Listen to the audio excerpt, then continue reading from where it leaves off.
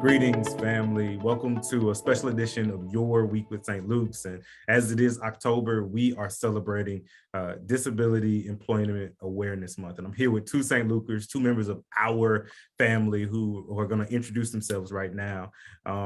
Danielle, would you like to start? Sure. My name is Danielle Heider, and I have been a member of St. Luke's for this month is my 1 year anniversary. So, and I am involved in worship ministry, singing in the choir, and then I also teach second grade currently in our children's ministry once a month as well. So, hey, thank you for being with us. Ryan, would you like to go next? Yes. So my name is Ryan Arnold, and I have been a part of St. Luke's since last December. I am a candidate for ministry in the United Methodist Church, and I serve in so many ministries, theater ministry, children's ministry, where I teach third grade twice a month, and youth ministry, where I lead our sixth grade small group with another volunteer. Cool. Thank you so much also for being with us, Ryan. I think that it's likely that many people don't even know that there's such a thing as Disability Employment Awareness Month. And so the three of us kind of got together and had a conversation around some things that maybe we'd like to share with the congregation, share with our family, just to kind of consider, considering the experiences of others, but also just to learn new things, right? What do we mean when we say that someone is disabled? well, I think so. The academic definition of someone with a disability is any physical or mental impairment that interferes with completing one or more activities of daily living.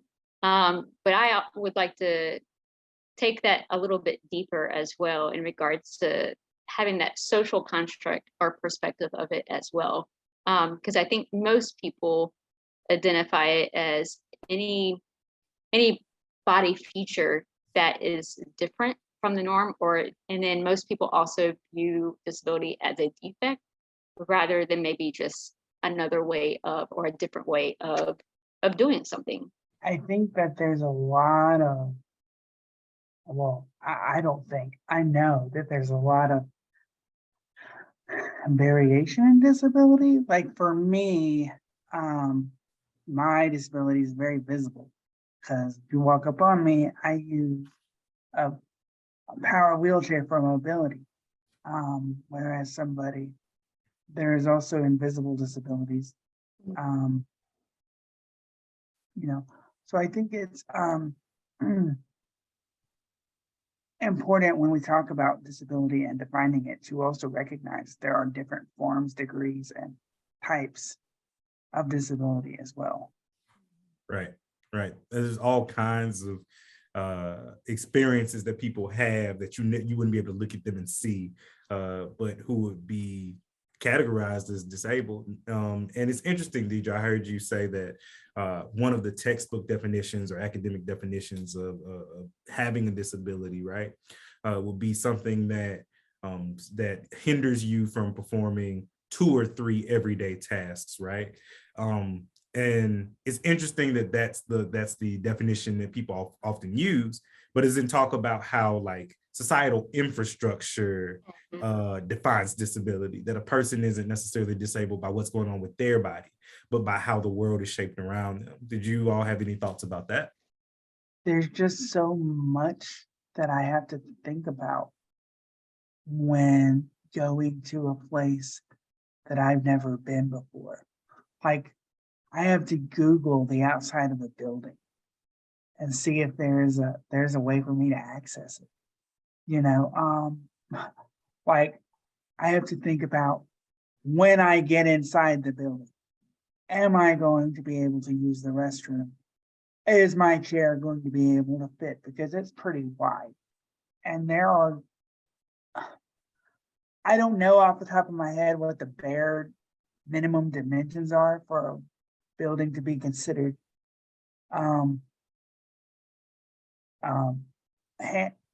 accessible. I almost said handicap accessible. That's not a word we use. But accessible, if something is accessible, doesn't necessarily mean it's accessible for my wheelchair. Like, I'm sitting right now in my apartment. I can access my restroom, I can access my bedroom, I can access my kitchen because those things were made towards me. But how the world is shaped around us, there are so many things that prohibit us from having the same points of access or ease of access as a disabled person, that most able-bodied people do not think about because they're not confronted with the same things.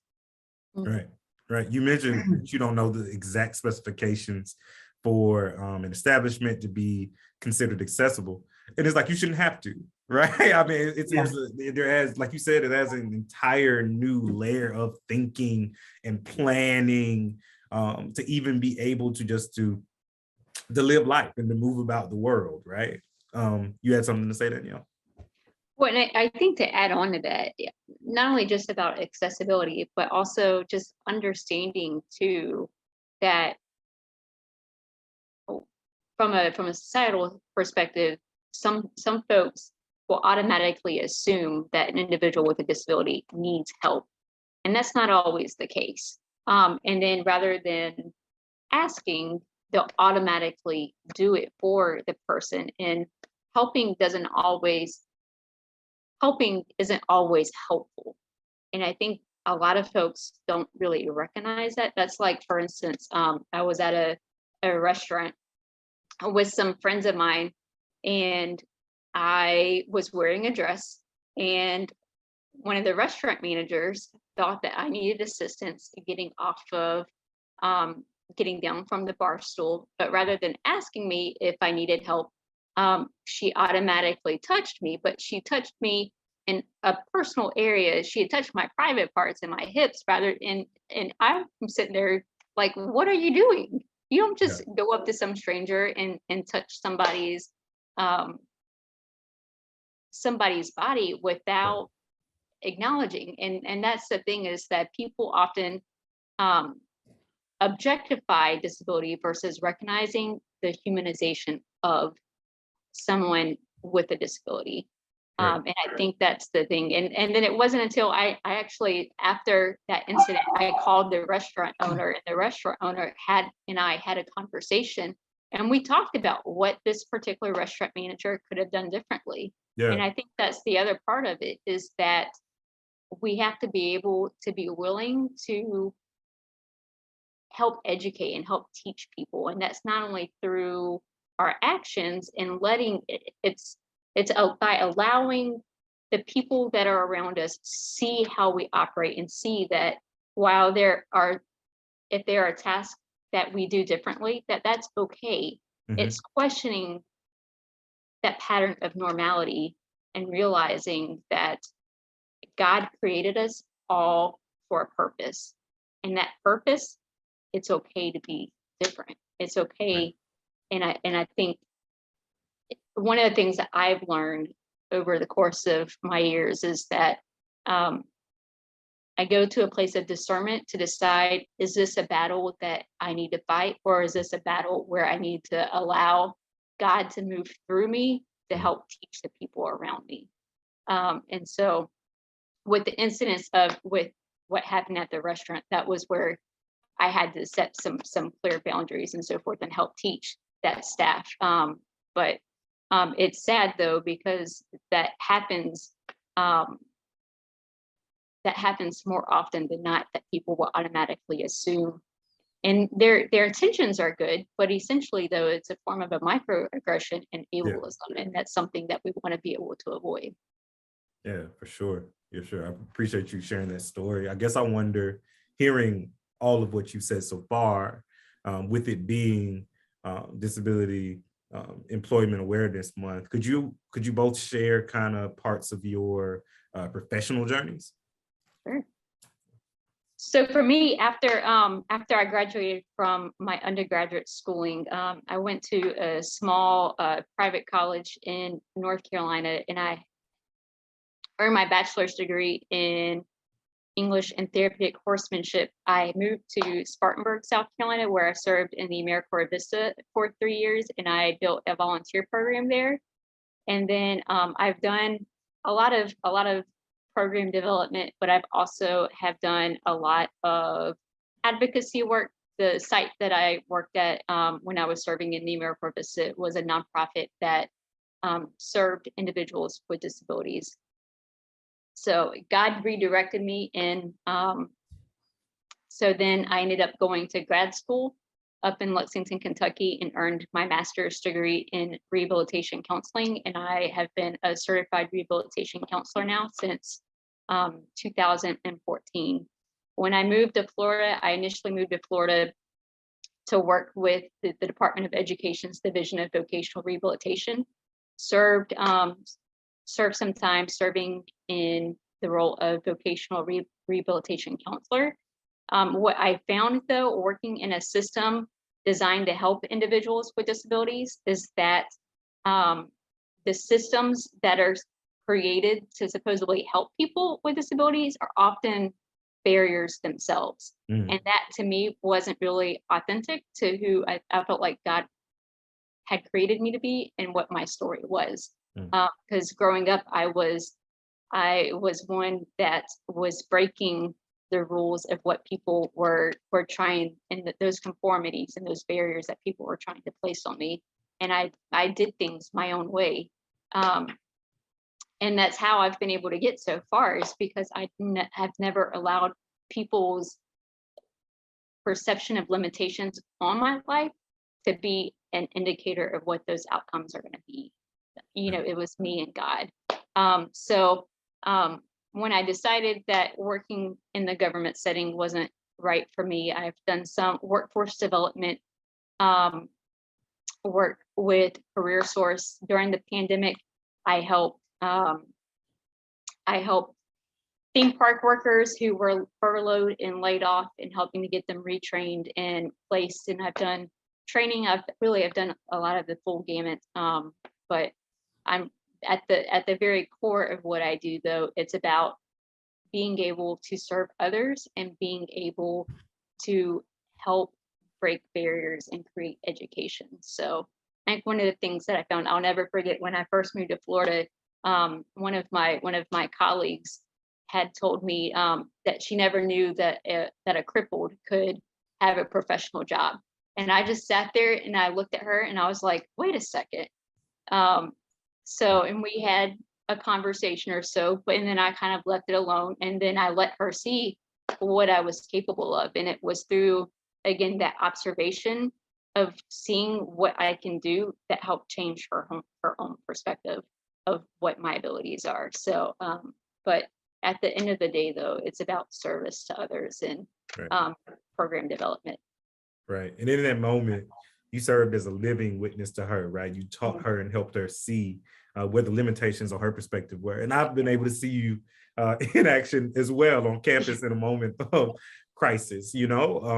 And it is amazing just to see you work and be who you are and who you created to be. Ryan, I wonder about you also. Could you share parts of your professional journey? For me, I have a lot of education. So I have a bachelor's in English and theater because I realized very early on that I was going to need a lot of help. I need caregivers to help me meet my physical needs that I'm not able to perform myself. So that puts limitations on how much money I can make to qualify for set programs. So I just basically decided when I was an undergrad that I was going to do exactly what I wanted to do, because if the state was going to pay for it, but then they were going to limit me on what I could actually do, then I was going to get it when I wanted to do. So I have an undergraduate degree in English and theater. I moved to Florida in 2013 to try to do the Disney college program because I wanted to work at Disney. I did it for 6 months.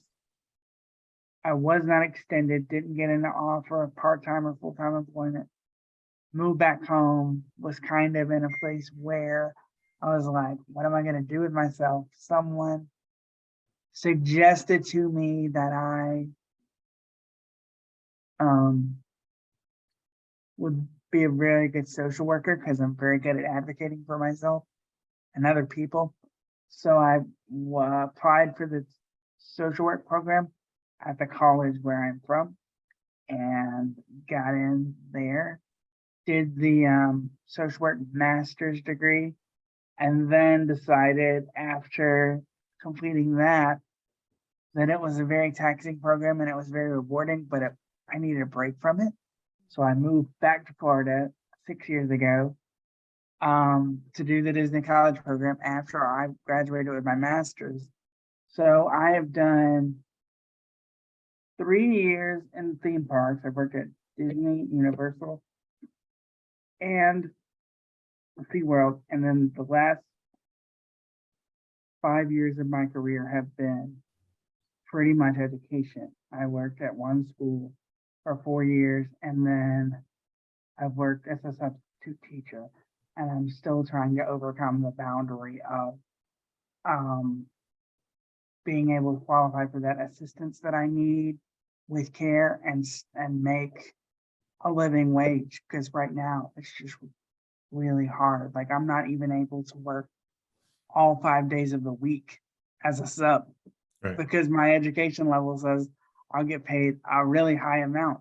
Right. So There's two interesting things you kind of bring up, Ryan. Going back to a point you made, Danielle, about agencies and organizations that are supposed to help folks who are disabled, actually serving as boundaries and hindrances. We've had a lot of conversations, you and I, Ryan, about how because of the services that you receive, put a cap on how much you're actually able to make and still receive services and help from a caregiver. But also you said that you talked about how you're really good at advocating for yourself. And I guess for both of you, I guess I want to know, if you don't mind me switching up from kind of some of the things we previously discussed, what are strengths that you have that are unique to you that you think that you don't think someone would assume are your personal strengths?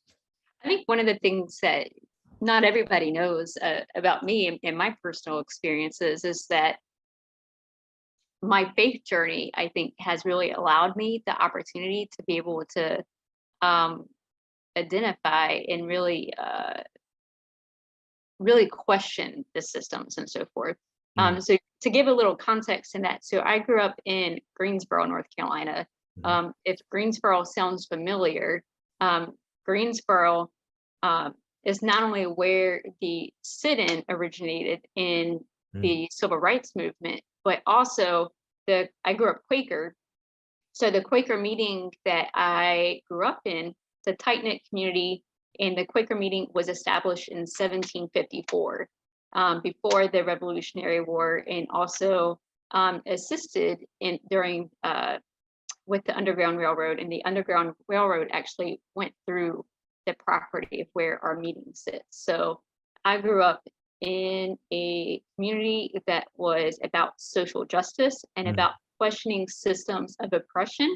And I think because of the influence that had on my life, and that I'm reluctant to say safety net, but just the encouragement, I guess, really, to push those boundaries, I think it helped me to not only learn how to advocate for myself, but it also gave me the ability to help others be able to see their own strengths, because it's not just about me as a person, but it's how can I help empower somebody else to do better in their own life. And so yeah, I mean, I definitely would say that definitely had a huge influence on my life.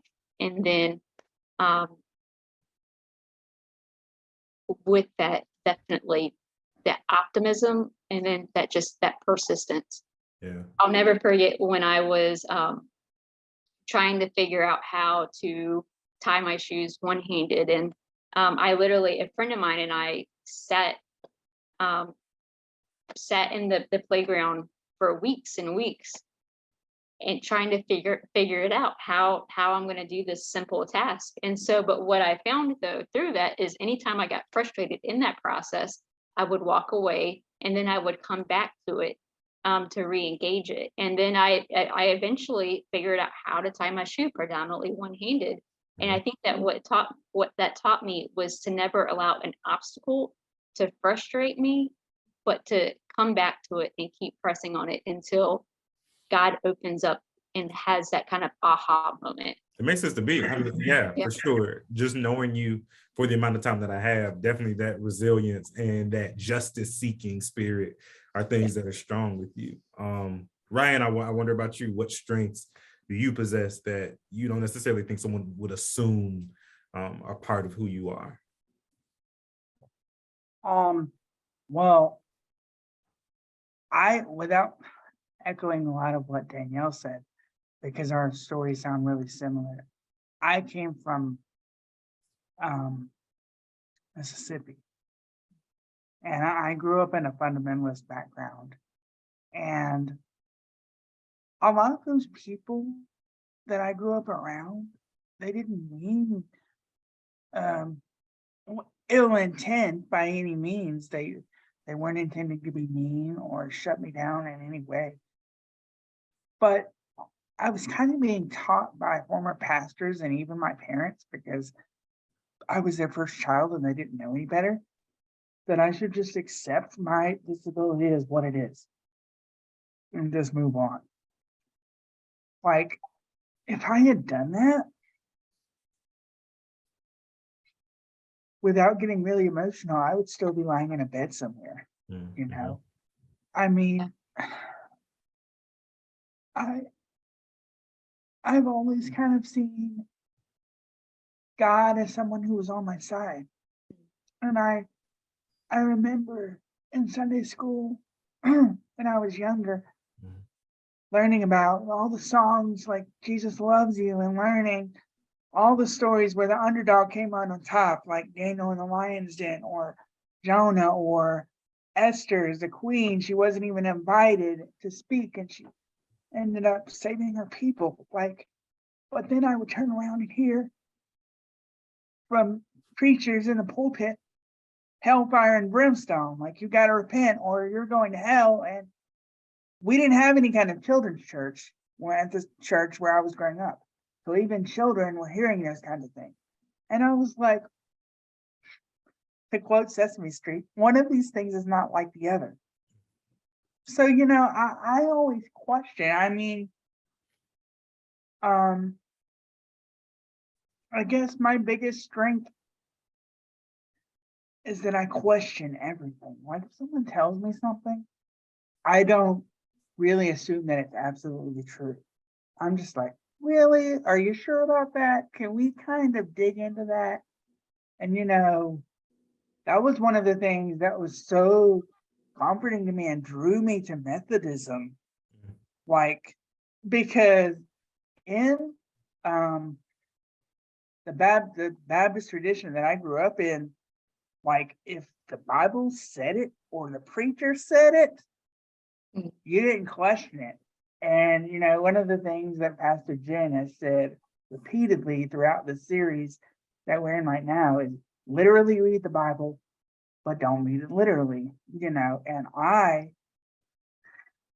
started doing that at a really young age and just questioning. And I got into a lot of trouble for that, honestly, like in my faith circle. Like I just had to realize, probably when I was in early college, I had to realize that in order to survive the circle that I'm in, I'm just going to have to like toe the line and not question a lot. And one day I will get, and that desire to get to where my questions would not only be, you know, accepted, but welcomed and embraced. I did whatever I could. So I would say that my greatest gift and my greatest strength is to be able to look at a situation and think, just because this is how this is right now, I don't have to accept it, you know, so I can try to change it. even with Danielle learning how to tie her shoes. I mean, I did things like that during my childhood too, just because I wasn't able to accept that I was just going to be disabled and that was just it, So, Yeah. I You got think into a lot of trouble, but I'm sure it was a lot of good trouble. Yeah. I'm sorry, were you about to say something, Danielle? I was going to say, I like with what Ryan had said in regards to questioning. In the Quaker faith, they talk about the process of being seekers, that every day we have the opportunity to seek God and to learn and discern what that means. And so I think when I was in high school, I played basketball, and one of my teammates, her father, was a former NBA player, and he saw me playing one day, and we talked quite often and so forth. But he gave me a piece of advice. His name was Gene Banks, who played for the Chicago Bulls and also the San Antonio Spurs. But he told me one day, he was like, Danielle, he was like, there are going to be times in your life, because you are different, where people are going to question your worth. But recognize, though, that the only person who can make you feel inferior is yourself. And that, for me, changed it in the sense of recognizing that people's perceptions, that's how they define it. That's not how I define it. And so when, especially as I go through experiences where I have to stand up for myself, I recognize that at the end of the day, that I love myself just the way that I am, and God created me for a purpose. In our previous conversation, we had discussed the book, My Body is Not a Prayer Request, right? Which is about seeking justice in faith spaces, right? For folks with disabilities. Could you talk more about that book and kind of the influence or the things that you pulled from it that were helpful for you? Yeah, so My Body is Not a Prayer Request is by Dr. Amy Kenny. Let's see if I can. And I found out about the book through a podcast that I was listening to. I really like and I really enjoy reading and listening to different podcasts related to disability justice. So I came across this book and I was like, this is something that I want to read. And it talks about just that, about the history of disability in the community, in the church community, the faith community. But it also goes a little bit deeper into the perspective of ableism, and also the perspective of how disability is portrayed in the Bible. And it gives a different context to it versus just a lot of the narratives that you often hear about healing and curing.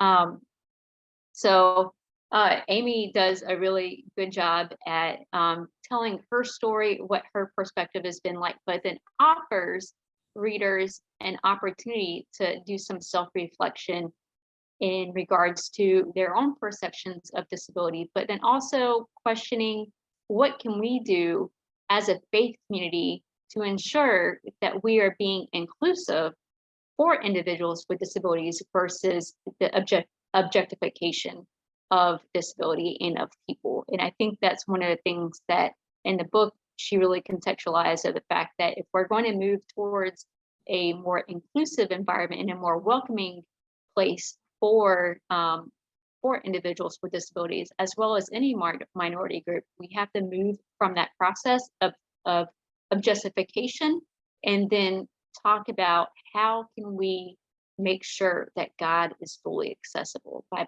providing Bibles that have large print. And I mean, there's so much that we could do, so many simple things, and not just have a disability ministry. That's not good enough, and that's not what. To me, a disability ministry leans more to that traditional model of objectifying somebody versus welcoming somebody. If you're segregating them into their own separate wing, then that's not really, what welcoming and being inclusive is about. And that also boils down to our littlest of St. Lucas as well, making sure that our children's ministry is providing a curriculum that's going to be inclusive to everybody, regardless of their ability. So she really does a great job. And so I definitely would highly recommend it. And then she leads into the perspective of what I mentioned earlier in regards to helping isn't always helpful. Hearing you speak, we've talked a lot about making sure that buildings are accessible, but you talked about making sure that God is accessible. And I think that's so interesting. I think that we very seldom think about the barriers that we put up to God for different people, right? How we stand as an obstruction to God for people. And when we talk about justice, I guess for our last question, I want to ask you all what you all think the next steps for the church are as far as moving towards justice for folks with disabilities. Something that Danielle said brought immediately to my mind, and I wanted to make sure that I say before I talk about next steps. I appreciate that St. Luke's does not have like a disabled section. You know what I mean? Like there's not a cordoned off space that is, for disabled patrons. There's not a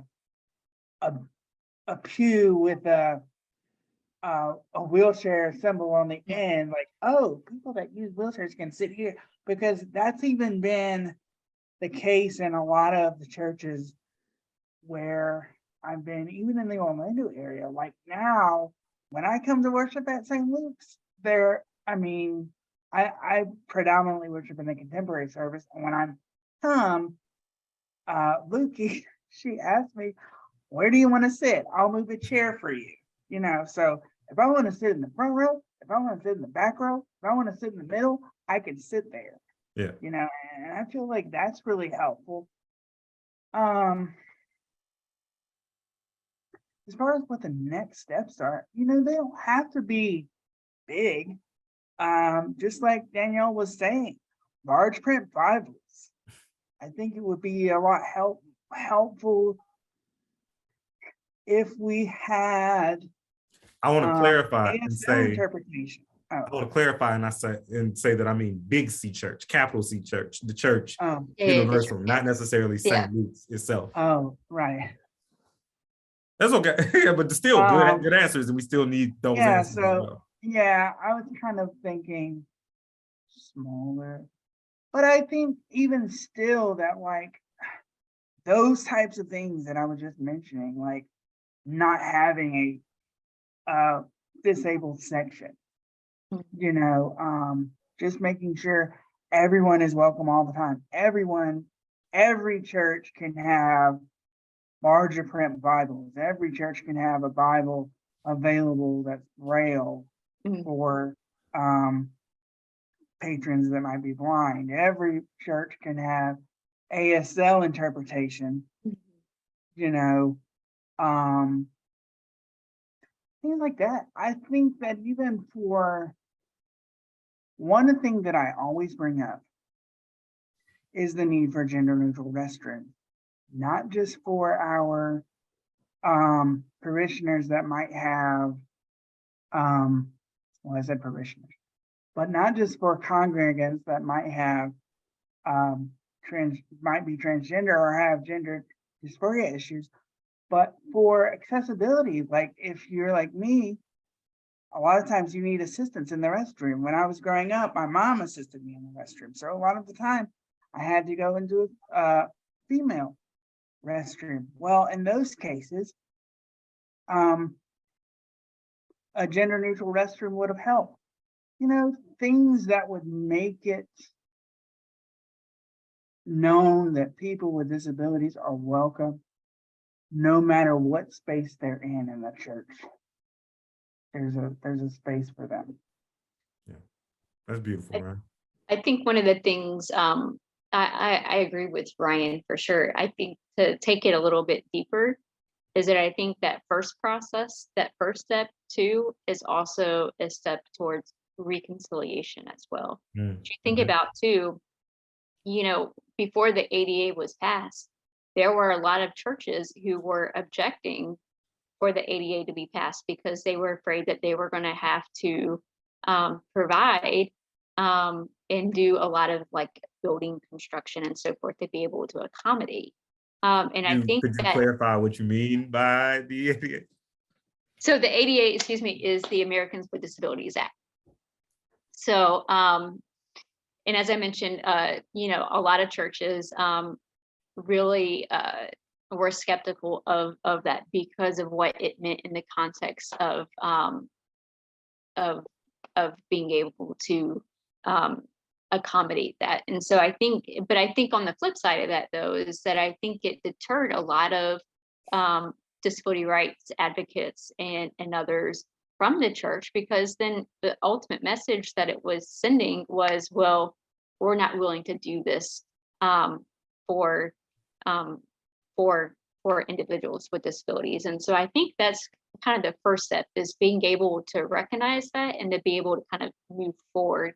And then I think the other part of it, as Ryan was discussing, is take those little steps and to also, as with any minority group too, begin to do some self-reflecting in regards to your own perceptions and recognizing that um, you don't have to fear disability, but recognize that it's a part of some people's lives. And I think that that's looking at it from the context of, did somebody acquire a disability, or is it congenital? Because those are going to be two different perspectives. Whereas if it's somebody who was born with a disability, congenital, that's been a part of their entire life. Whereas with somebody who's acquired a disability, they have two different, essentially, perspectives of what they're like before acquiring and then after, and how they adapt. So, and then I think the other part of it too is just taking those steps to dig deeper into what does it really look like to be inclusive for everybody, and certainly with every church that's going to be slightly different based off of their population. So I'll say again, thank you, Ryan. Thank you, Danielle, for being willing to share your experience and your wisdom. And thank you, everyone who's listened to this podcast, for taking a second to hear an experience that might be different from your own, or to listen to someone who has an experience similar to yours, and to gain understanding and faith and encouragement, knowing that if Danielle can accomplish things that she can, if Ryan can, if we all can use the things that we've been given and live into who we are, we can live into the call that God has for us. Till next time, thanks for listening.